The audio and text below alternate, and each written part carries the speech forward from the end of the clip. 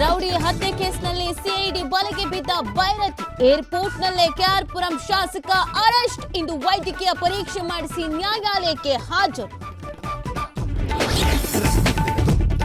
High command ನಾಯಕರ ಮುಂದೆ ಎಲ್ಲವನ್ನ ಹೇಳಿದ್ದೇನೆ. ರಾಹುಲ್ ಪ್ರಿಯಾಂಕಾ ಭೇಟಿ ಬಳಿಕ ಡಿಕೆಶಿ ಮಾರ್ಮಿಕ ನುಡಿ. ದೆಹಲಿಗೆ ಗಾಳಿ ಕುಡಿಯುವುದಕ್ಕೆ ಬಂದಿಲ್ಲ ಎಂದ ಡಿಸಿಎಂ.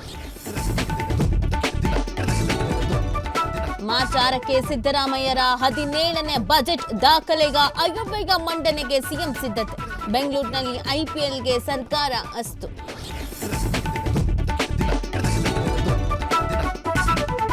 ಬೆಂಗಳೂರು ರೇಸ್ ಕೋರ್ಸ್ ಕುಣಿಗಲ್ಗೆ ಶಿಫ್ಟ್. ತೆರವಾದ ಜಾಗದಲ್ಲಿ ಹಸಿರು ಪ್ರದೇಶ ನಿರ್ಮಾಣ. ಸ್ಥಳಾಂತರದವರೆಗೆ ವಹಿವಾಟು ಆಧಾರದ ಬಾಡಿಗೆ.